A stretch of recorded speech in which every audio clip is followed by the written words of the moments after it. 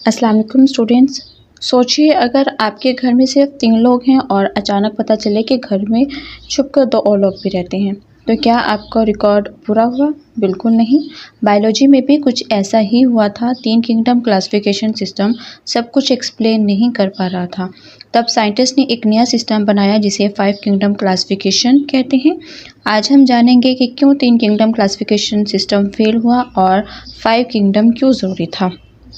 है कि पहले साइंटिस्ट 3 किंगडम्स को मानता था कि प्लांटिया, एनिमलिया और प्रोटिस्टा।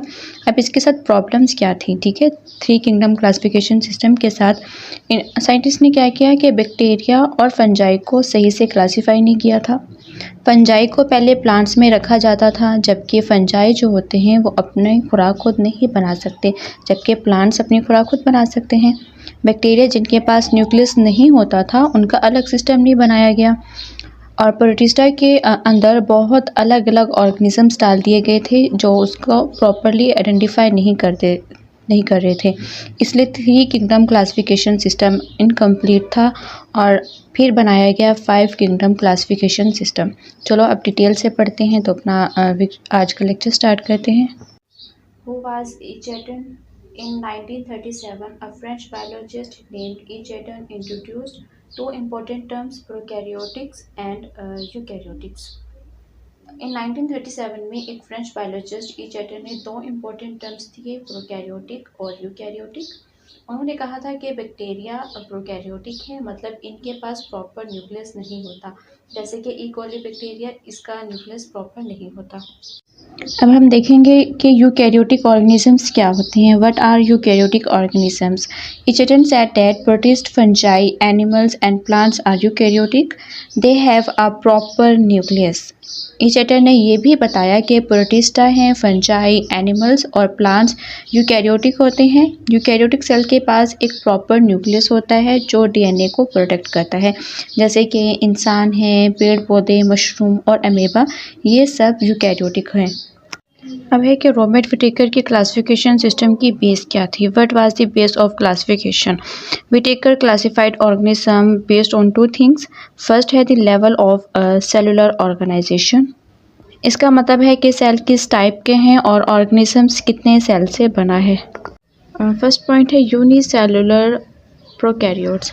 सबसे पहले देखेंगे कि यूनिसेलुलर क्या होते हैं। यूनि मतलब होता है एक और सेलुलर मतलब होता है ए सेल से रिलेटेड। तो यूनिसेलुलर ऑर्गेनिजम्स वो होते हैं जो सिर्फ एक ही सेल से बनते हैं। इसका मतलब है कि उसकी पूरी बॉडी में सिर्फ एक ही सेल होता है जो सब कुछ करता है। अब है प्रोकैरियोटिक्स। प्रोकैरियोटिक्स वो ऑर्गेनिजम्स होते हैं जिनके सेल में न्यूक्लियस नहीं होता, तो जैसे कि आर्चिया एंड बैक्टीरिया, ये बहुत ज़्यादा सिंपल सेल होते हैं और बिना प्रॉपर न्यूक्लियस के। अब इसमें ये भी है यूनिसेलुलर यूकैरियोटिक्स, यानी वो ऑर्गेनिज्म जो एक ही सेल से बने होते हैं लेकिन उनके पास प्रॉपर न्यूक्लियस होता है, जैसे कि प्रोटिस्टा, अमीबा और पैरामीशियम। ये सिर्फ एक सेल होते हैं लेकिन उनका न्यूक्लियस प्रॉपर होता है। वो अब है मल्टी सेलुलर यूकैरियोटिक्स। वो ऑर्गेनिज्म जो बहुत सारे सेल से मिलकर बने होते हैं और उनके सेल में भी प्रॉपर न्यूक्लियस होता है, जैसे कि fungi, plants and animals. Classification की बेस का दूसरा अहम पॉइंट था the mode of nutrition, photosynthesis, absorption and injection. Photosynthesis ये है कि खुद अपना खाना सनलाइट से बनाते हैं, जैसे कि प्लांट्स। एब्जॉर्प्शन में आता है कि बाहर से फूड को एब्जॉर्ब करते हैं, जैसे कि फंजाई थे। जैसे मशरूम जो है वो डेड चीज़ों से न्यूट्रिएंट्स एब्जॉर्ब करती है। देन है इंजेक्शन, यानी डायरेक्ट फूड खाते हैं, जैसे कि एनिमल्स। जैसे अगर देखें कि इंसान रोटी सब्ज़ी खाता है, ठीक है, तो ये इंजेस्ट करते हैं।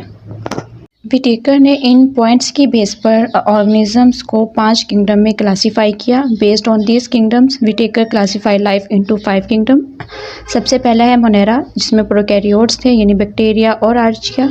सेकंड पे है प्रोटिस्टा, इसमें सिंपल यूकैरियोटिक्स होते हैं, जैसे कि अमीबा, पैरामीशियम। फंजाई में है मशरूम, यीस्ट। प्लांटिया में है प्लांट्स और एनिमिलिया में है animals and humans. In 1988, American biologist Marcellus and Schwartz modified the 5 kingdom classification of Whitaker. 1988 में अमेरिकन साइंटिस्ट जो थे मॉर्गलस और स्वार्ट्स ने विटेकर के 5 किंगडम्स में थोड़ा मॉडिफिकेशन यानी थोड़ी सी चेंजिंग की। They considered genetic along with cellular organisation and mode of nutrition in classification. उन्होंने ऑर्गेनिजम्स की क्लासिफिकेशन करते वक्त सिर्फ सेल और न्यूट्रिशन नहीं देखा बल्कि जेनेटिक्स भी देखा। जेनेटिक्स का मतलब है कि डीएनए और जेनेटिक मटेरियल का स्टडी, मतलब कि कौन से ऑर्गेनिजम्स के जीन्स मिलते जुलते हैं उसको भी इम्पोर्टेंस दी गई। They classified the organisms into the same 5 kingdom as proposed by Whittaker, लेकिन उन्होंने ऑर्गेनिजम्स को विटेकर के 5 किंगडम्स में ही रखा।